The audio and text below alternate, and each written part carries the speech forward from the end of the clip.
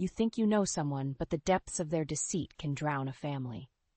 Those ominous words kept echoing in my mind as I stared at the bank statements laid out before me.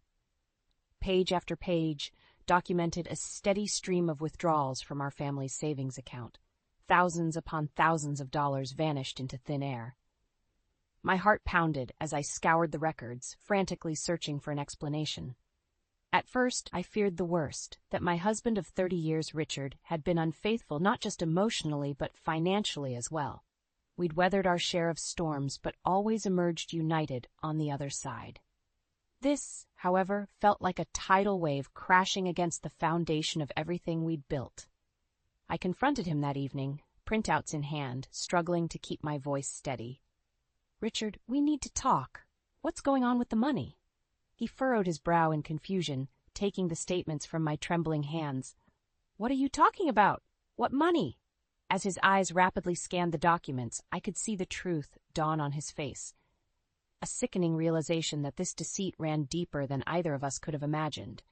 We were the victims of an inside job. Richard slammed his fist on the table. "That lying little weasel! It was Brant, I'm sure of it." Brant, my own son, the one I'd nurtured from a helpless infant to a grown man of 28. It couldn't be.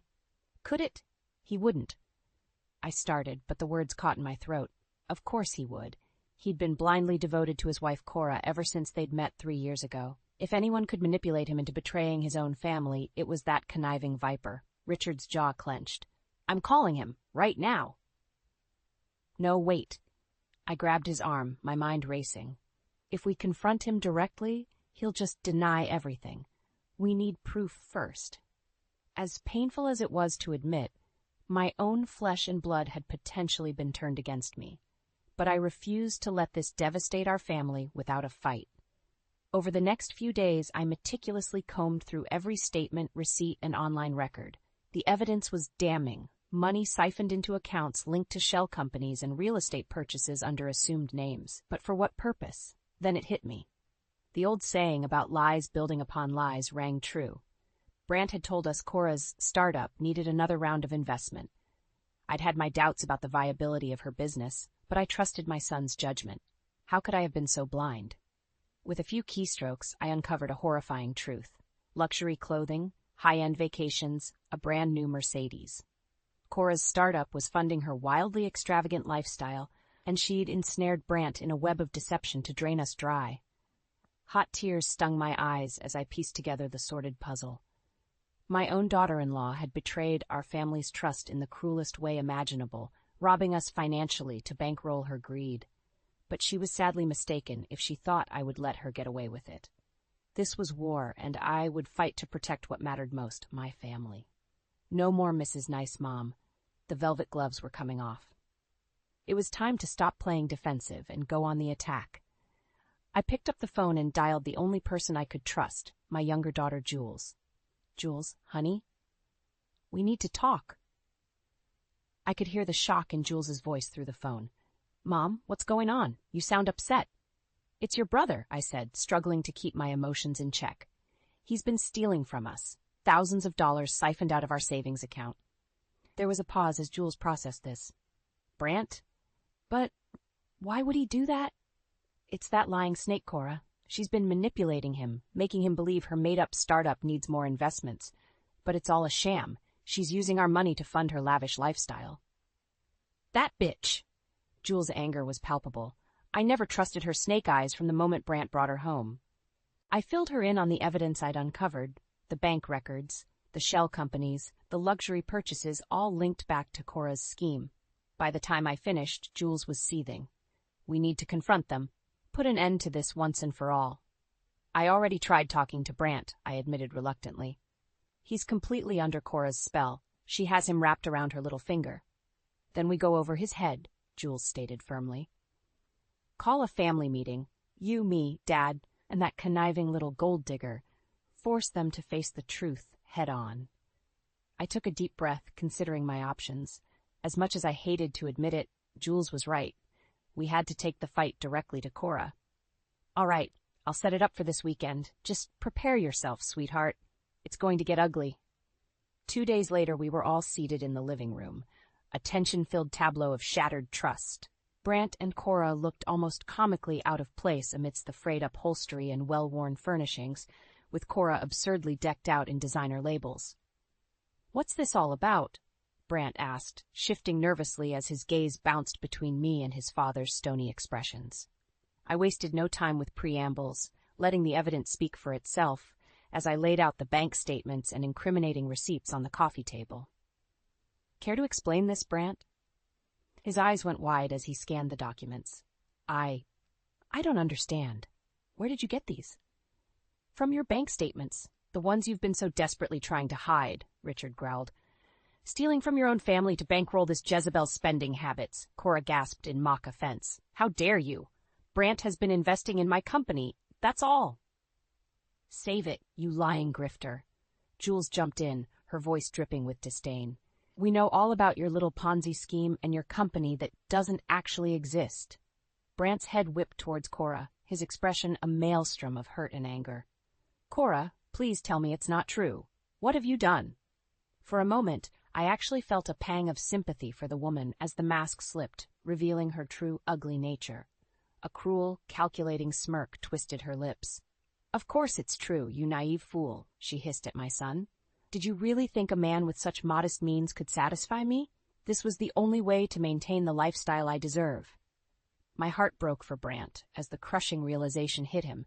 The woman he loved was nothing more than a remorseless con artist. He opened his mouth, but no words came out, only a choked sound of anguish. "Get out." The words burst from me like venom. "Get out of my house and stay away from my family. You're a despicable, selfish monster, Cora, and you're never going to leech off us again." If looks could kill, her venomous glare would have struck me dead on the spot. But I didn't flinch, locking eyes with the vile creature who had shattered my son's heart and betrayed our family's trust. "This isn't over," she spat, snatching up her designer purse. "You'll regret crossing me." With that, she stormed out, slamming the door behind her. An uneasy silence hung over the room in the aftermath of her explosive exit. Brant buried his face in his hands, his shoulders shaking with silent sobs. I longed to comfort my son, but he needed to navigate this anguish on his own. Sometimes the harsh truths in life are the only wake-up calls that can set you back on the right path. This was just the opening salvo in what was sure to be an ugly war. But I took solace in one certainty. Cora's reign of deception over my family had finally been broken. Now it was time to make her pay. In the days following Cora's explosive exit, an uneasy calm settled over the house. Brant had locked himself away, emerging only for brief meals before retreating to his bedroom sanctuary of solitude and shame. I ached to comfort him, but my husband warned me to give him space. "He needs to work through this himself," Richard said gruffly. "Coddling him will only enable his weakness." As much as it pained me, I knew Richard was right. Tough love was the only antidote to Cora's poisonous manipulation. So I focused my energies elsewhere, gathering ammunition for the inevitable war that Viper had promised. I spent hours hunched over the computer, stitching together the insidious trail of Cora's tangled web. Fake business plans, forged investment prospectuses, backdated contracts, all designed to dupe my poor son into draining our assets to fund her rapacious greed. My fingers trembled with rage as I compiled the evidence, but I refused to let anger cloud my judgment. This had to be an airtight case. Jules proved to be an invaluable ally, using her social media skills to plumb the depths of Cora's sullied past. It turned out my son's wife had a well-traveled trail of ruined lives scattered across multiple states and ex-husbands. "This one's a real piece of work," Jules reported grimly, forwarding me a fresh dossier on Cora's sordid history, from fraud convictions to whispers of corporate espionage. "She's not just a gold digger, Mom. She's a full-on professional con artist." The more I uncovered about this vile succubus, the more my protective fury burned like an inferno. How dare this hecatomb of human debris inflict such devastation on my family? On my son? There would be a reckoning, make no mistake. One afternoon, lost in my efforts to trace a series of shell company transactions, the doorbell rang. I frowned, not expecting anyone, and peered through the viewfinder to see a stunning brunette standing on the porch. I opened the door a crack. "Yes, can I help you? Mrs. Harmon?" The woman smiled, her teeth dazzling. "I'm Trina, Cora's younger sister. I was hoping we could talk. I stared at her blankly for a moment, then scoffed. I want nothing to do with anyone from that family of vipers. Trina held up her hands pleadingly. Please, just give me a minute. I had no idea what Cora was up to, but I want to make things right. Something in her eyes suggested sincerity, so against my better judgment, I stepped back and let her enter. As I led her to the living room, she was already talking a mile a minute. I always knew Cora was troubled, but I never imagined she could stoop this low. When she told me what happened, I was horrified. Betraying her own husband's family like that? It's unforgivable. Trina whirled on me, her features contorted with remorse. Mrs. Harmon, you have to believe me. If I'd known about her scheme, I would have stopped her myself. Cora and we didn't exactly have the most stable upbringing, but that's no excuse for her behavior. I regarded her warily. Then why are you here? It's a little late for apologies, don't you think? Trina took a deep breath. Because I want to help make this right. Cora has burned me too many times with her lies and manipulations. It's time she finally faced real consequences for her actions. She reached into her purse and withdrew a slim manila folder, handing it to me. In here are copies of records from her last 3 marriages, proof of the financial deception, documents she tried to have sealed as part of those divorce settlements. I'm hoping it can help your case against her. I opened the folder, scanning the pages with a mixture of disgust and grim satisfaction. This was exactly the kind of damning evidence I needed. Why give this to me? I asked, eyeing her suspiciously. What's in it for you? Trina shrugged. Let's just say Cora took enough from me growing up. I want to make sure she can't do that to anyone else ever again. I considered her offer carefully.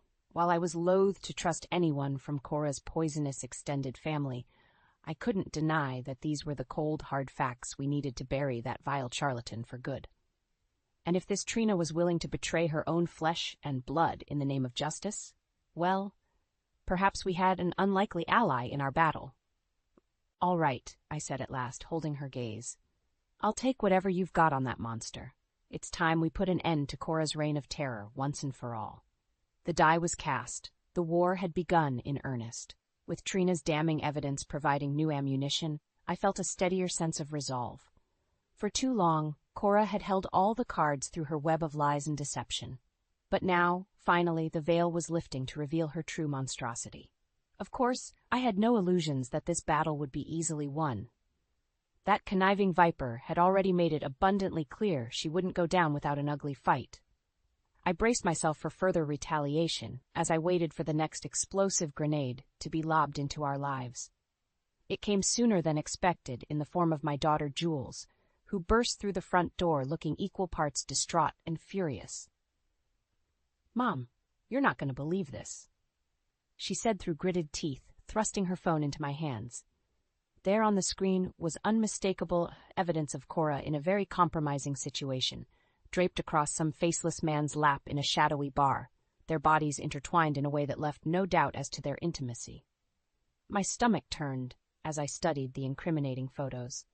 So this was how the treacherous snake chose to sink her fangs into my family once more, by attacking us from the inside. Did she truly have no limit to her depravity? "Where did you get these?" I asked quietly, already suspecting the answer. "From that worm Brant," Jules spat, her voice crackling with fury.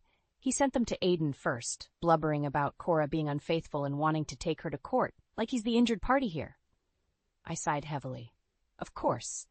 My poor blinded son still couldn't see the bigger picture through the haze of his ruined dreams. "He has no idea, does he?" I murmured. "That she's just twisting the knife yet again by trying to make him feel like the victim." Jules scoffed bitterly. "You mean like she's been doing this whole time, stringing him along as her pathetic puppet while she bleeds us dry to fuel her selfish desires?" "I should have seen this coming," I admitted, shaking my head slowly. "Cora is far too much of a narcissist to simply slink away after being exposed. She has to maintain control of the story at any cost." "Well, it's not going to work this time." Jules's eyes burned with determination. "We have all the evidence we need to bury that toxic leech once and for all, and we have an inside man working on our side now." I raised an eyebrow at that. "You've spoken to Aiden?" A small smile played across my daughter's lips, the first I'd seen in weeks. He's already pulling some legal favors, gathering ammunition for when we finally take that witch to court. Her twisted little scheme doesn't have a prayer once he's through.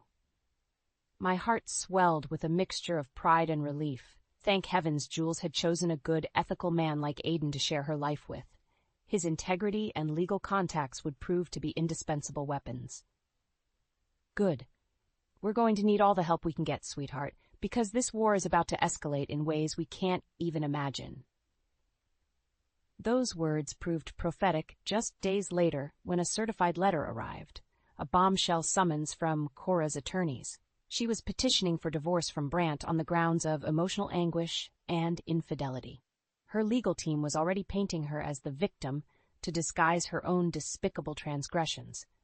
I could only imagine the fictitious horrors that vile succubus had concocted to vilify my son in the court's eyes. I burned with outrage at the injustice of it all.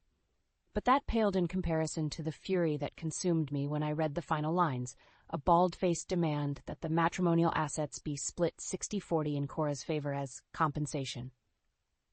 Over my dead body, I seethed, crumpling the damning document in my fist. That grasping serpent has finally overplayed her hand. If she thinks we're going to simply hand over our life's earnings as a reward for her depraved treachery, she's utterly deluded. The gauntlet had been thrown down in the most disrespectful manner imaginable. So be it. I would match Cora's venom with a fury of my own, stopping at nothing to decimate her vile ambitions and restore dignity to my family. Steeling my nerves, I reached for my phone and dialed the one number that could help turn this situation to our advantage. Aiden? It's Delia. We need to have a serious discussion about Cora's twisted divorce filing. The tension was thick enough to cut with a knife as we assembled in Aiden's cramped office downtown. My son Brant looked utterly bewildered at finding himself on the opposite side of the legal firing line from his own family. I don't understand why we're doing this, he mumbled, running a hand through his disheveled hair. Cora's the one who conned and deceived you into draining our family's life savings to fund her greed, I interjected sharply. Yes, we're all quite aware of that by now, Brant. The hurt look on his face twisted like a knife in my heart, but I refused to show any outward signs of weakness. Not when we were finally taking the battle directly to that vile succubus. Jules squeezed his arm consolingly. We're doing this for your own good, little brother, to protect you from being taken advantage of any further. Brant opened his mouth to protest, but Aiden cleared his throat commandingly. All eyes turned to my future son-in-law as he straightened the crisp collar of his shirt, every inch the image of a formidable legal professional ready for battle. All right, let's get started. I've gone through Cora's divorce petition with a fine-toothed comb, and as expected, it's a novel's worth of utter fiction designed to paint her as the victim. He rifled through a thick manila folder. Emotional anguish, spousal abandonment, criminal allegations against Brant, you name it, she's thrown it in as a salacious accusation. My jaw clenched as Aiden listed off the ruthless character assassinations Cora had leveled at my son. As if her serial betrayals and systematic looting of our accounts weren't injurious enough. That's a bold strategy, given the evidence stacked against her, Jules remarked darkly. Aiden nodded grimly. She's going for a shock and awe campaign, burying us in so many wild fabrications that she's betting we'll get overwhelmed trying to counter them all. But, he lifted his chin defiantly, I've got a few moves of my own to counter. With a series of deft keystrokes, he pulled up a multimedia presentation that quickly had me squirming in discomfort. There, broadcast in vivid high definition, were the incriminating photographs of Cora's indiscretions, leaving no doubt as to her chronic infidelity throughout her marriage to Brant.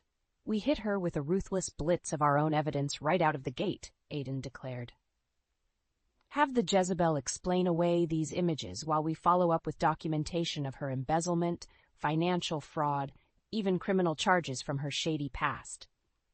I could feel the palpable tension radiating off Brant as he absorbed the full extent of Cora's duplicity, immortalized in those damning photos. His fists clenched, and for a moment I feared he might become physically ill.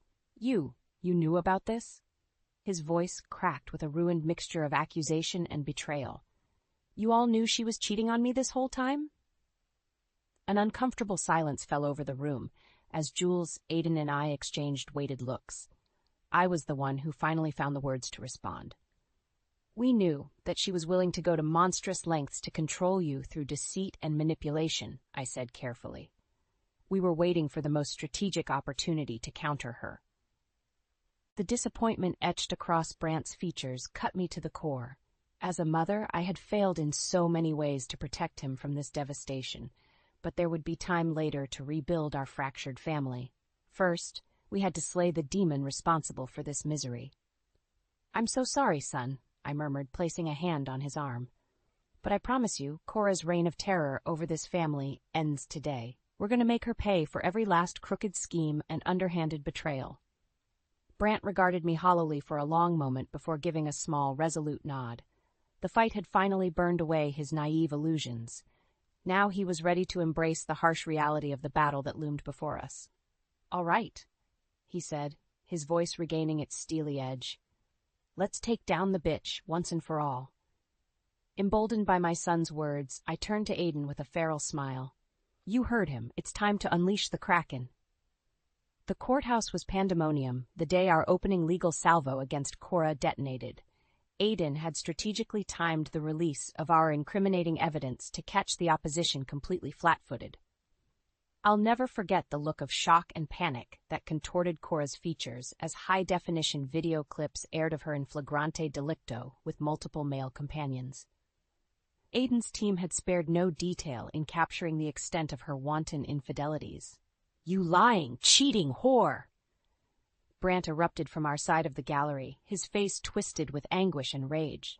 "Is this why you've been bleeding me dry all these years? To support your stable of boy toys?" I winced at my son's uncharacteristic outburst, but couldn't fault his fury. Cora had single-handedly shattered his trusting, loving heart into pieces. She deserved every venom-laced barb that Brant could muster. But predictably, the serpent had her own counterstrike primed, rising to her feet with a look of perfectly cultivated umbrage. "How dare you subject me to such humiliating and falsified accusations?" She swept a theatrical hand towards the incriminating videos, now frozen on images of her in extremis. These distasteful smear tactics might make for good courtroom theatrics, but they simply underscore the depravity and abuse I've been forced to endure throughout our sham of a marriage.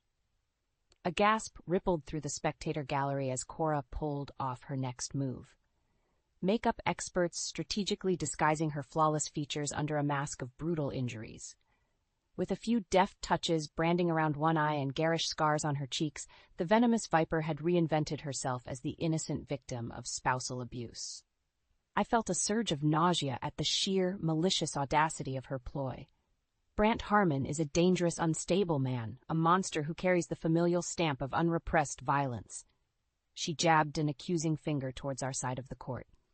"Judge, you see before you today the tragic effect his sadistic tantrums have inflicted upon me, leaving me broken, destitute, and in constant fear for my very life." As her honeyed lies flowed like poisonous nectar, I could see a palpable shift among some of the jurors. A few looked taken aback, possibly even swayed by the dramatized atrocities she presented.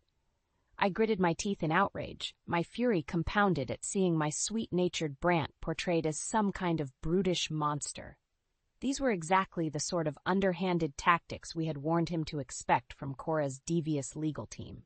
But Aiden had assured us he was prepared with a decisive counterstrike, and true to his word, he smoothly called up images of Cora's financial transactions over the past 3 years. In meticulous detail, line after line of frivolous expenditures were laid bare. Designer clothing splurges, lavish international vacations, even the purchase of a top-of-the-line luxury sedan. If Miss Cora Reynolds was truly the tragic, impoverished victim of spousal abuse she so dramatically portrays, where precisely did the funds for these excessive indulgences derive? Aiden's voice carried a razor edge as he paced before the jurors. "No, I'd posit the resources fueling such a rapaciously indulgent lifestyle originated from a far more nefarious source." His finger stabbed accusingly at the opposing counsel's table. Namely, the systematic looting of her husband Brant Harmon's family assets under the guise of funding a fictional startup company to the ruinous tune of nearly $500,000. The shouting and acrimony that erupted was nothing short of biblical, as the dueling legal teams resorted to out-and-out bedlam in the court. Vicious accusations were hurled back and forth, as Cora predictably played her final card, crocodile tears of feigned distress, collapsing into wailing hysterics over the injustice of Aiden's allegations against her character. As the judge finally restored order by calling a recess, I caught Aiden's eye across the gallery. He offered a grim nod. The first salvo had hit its mark. Now the real battle would begin in earnest. I steeled myself, drawing Jules and Brant close as I prepared for the inevitable backlash heading our way. Because there was no way that vile succubus would go down without unsheathing every last weapon in her diabolical arsenal. "Stay strong, you two," I murmured as the towering oak doors boomed shut behind us. "The war has only just begun." The ensuing weeks were some of the most grueling of my life as the legal war raged on. True to form, Cora unleashed the full force of her depraved powers, filing motion after motion in an attempt to bury us under an avalanche of paperwork. Aiden assured us this was merely standard legal gamesmanship to buy time, but I could see the strain it placed on our entire family.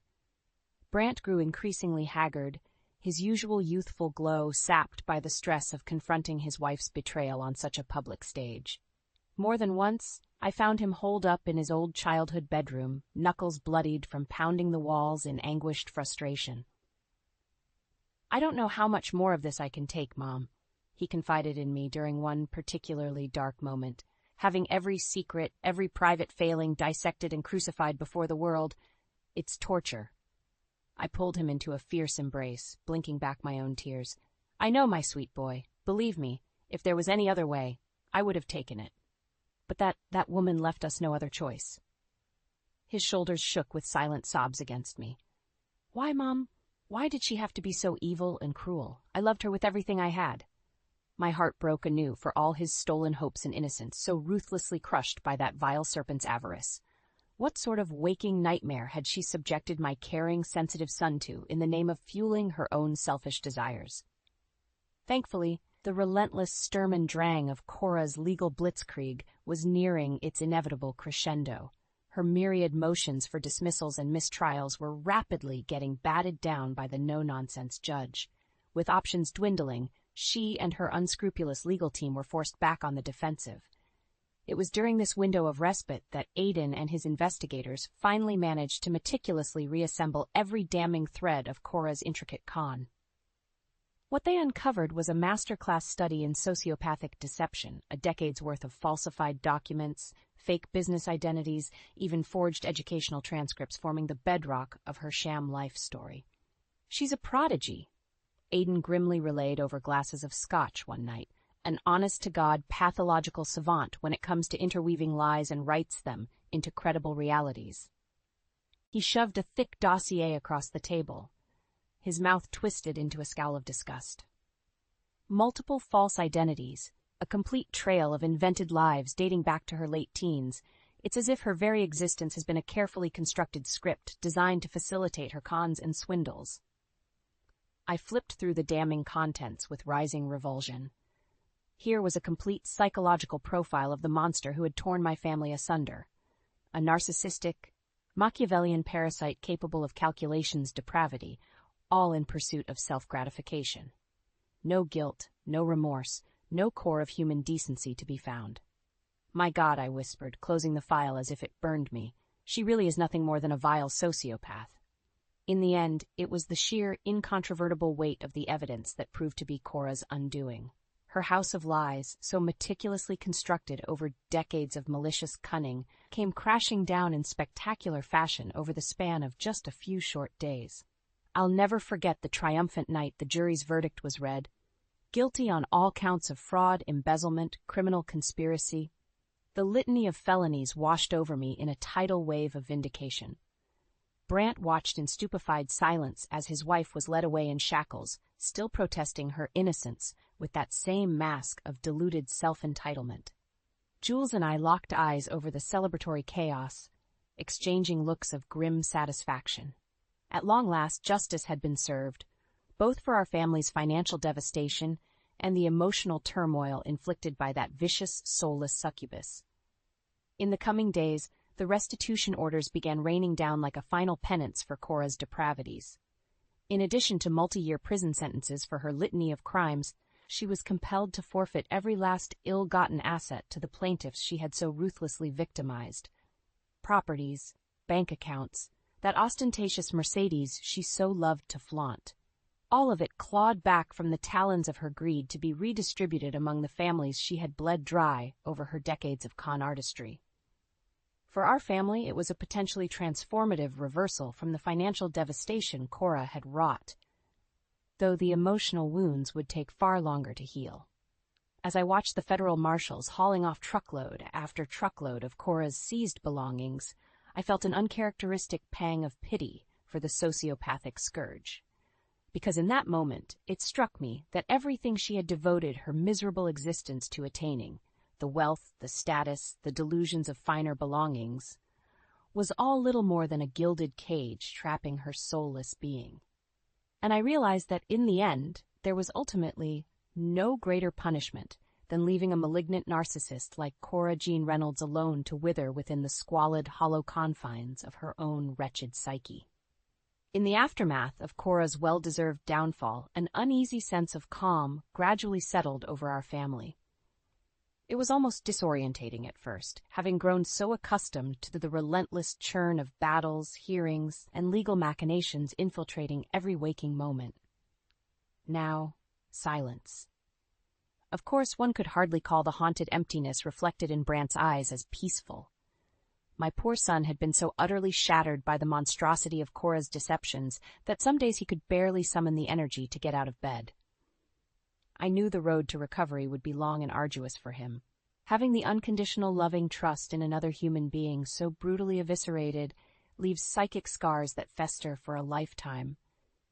Brant was likely carrying trauma that would take years of counseling to fully unpack and process, but I also knew that with time and the support of his family, he would eventually find his way back from the nightmare that vile succubus had dragged him through. My son's kind, gentle spirit may have been battered, but it could never be extinguished permanently. Not while I still drew breath to nurture its renewal. The first real glimmer of light came a few months after the final restitution orders were handed down against Cora. Jules and Aiden had finally set a wedding date, and the impending celebration of new beginnings seemed to rekindle a tiny spark of life behind Brant's deadened eyes. "You'll stand up there with me that day, right, little brother?" Jules had asked him over Sunday breakfast one morning, squeezing his hand affectionately. "Be one of Aiden's groomsmen?"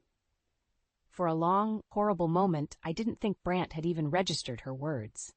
Then finally, he looked up and managed the faintest of smiles, a barely perceptible nod.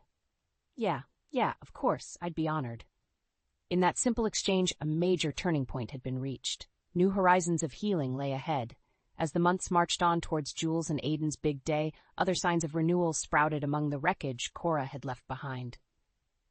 Legal disbursements finally began granting our family access to the seized assets, liquidating properties, investments, and recouping that $500,000 she had so insidiously pilfered from our accounts.